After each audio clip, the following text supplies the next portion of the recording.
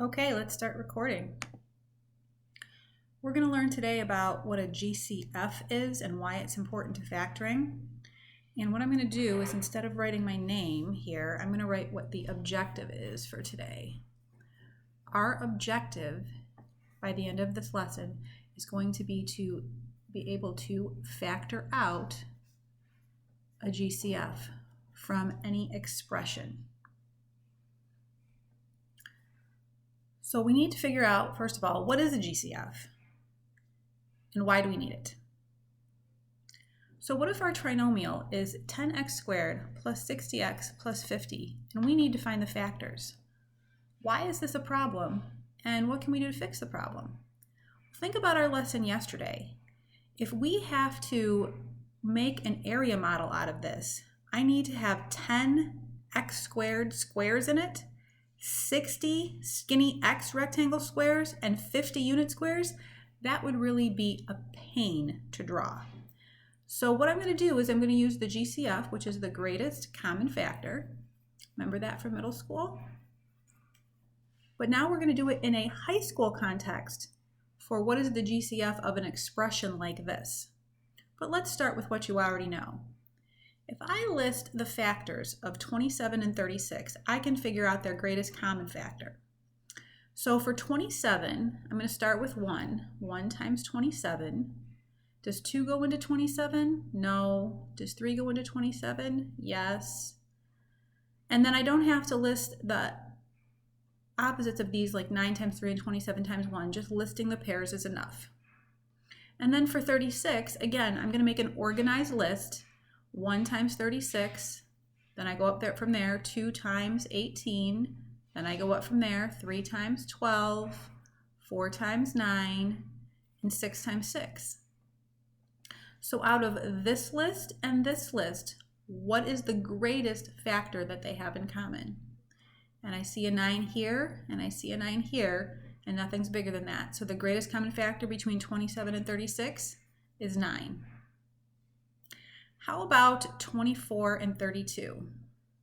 Well, for 24, starting with 1 again, 1 times 24, 2 times 12, 3 times 8, 4 times 6, and that's it.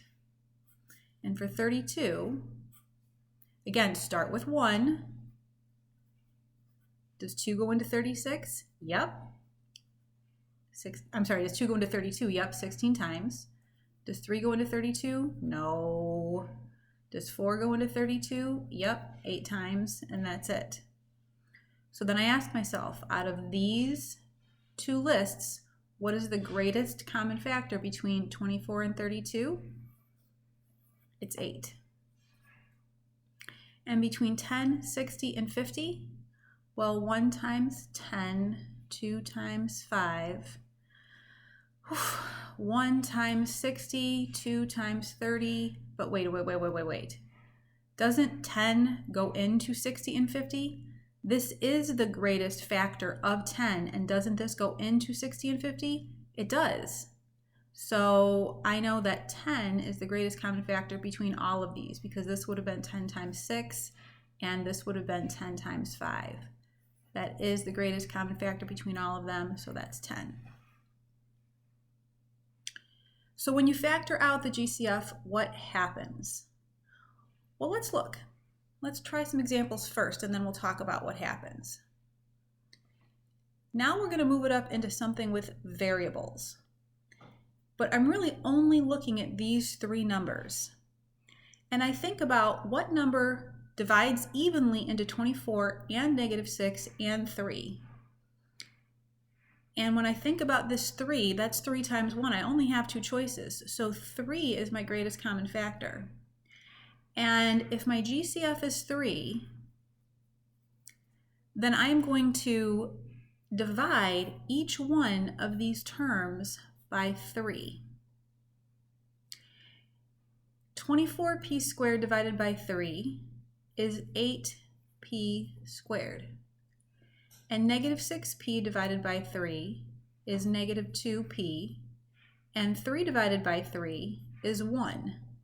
And to make this expression equivalent to this expression, what I'm going to do is I'm going to put the 3 in front.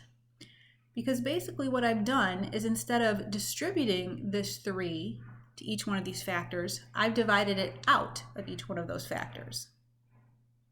Let's look at another example and see if we can see a pattern of what's going on here. Negative 12x squared plus 4x plus 8. What number divides evenly into all 3 of these terms? Well, in fact, I'm going to divide out a negative 4.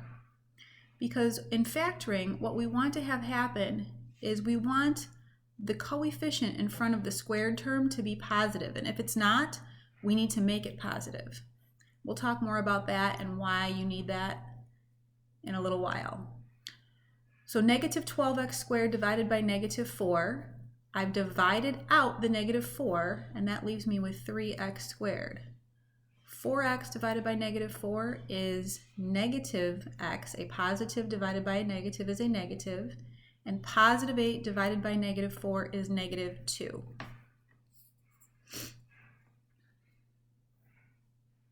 And you can always check to see if you're right by redistributing back into the expression to see if this is equivalent to this.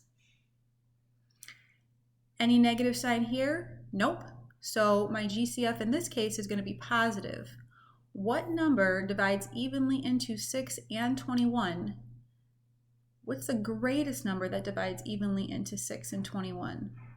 Well, I know that 21 is 1 times 21 and 3 times 7. The only one of these that's also going to divide into 6, besides the 1, of course, is 3. So I'm going to divide both of these by 3. 6 divided by 3 is 2d squared. And 21 divided by 3, 7d. And negative x squared minus x plus 6, is this negative? Yes. So your GCF is negative. Negative 1 is the only number that divides evenly into all 3 of these coefficients. So negative 1 is my GCF, writing that in front. And then a negative divided by a negative is a positive x squared. A negative divided by a negative is a positive x, and a negative divided into 6 is negative 1.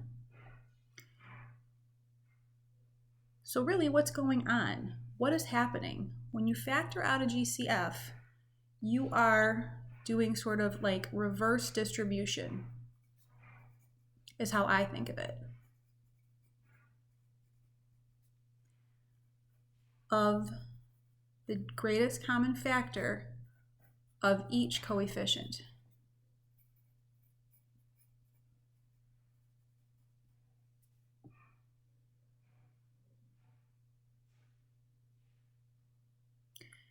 Here, I looked at 24 and negative 6 and 3. I didn't really think about the variables because they're not important. I'm only really worried about the coefficients and then this term.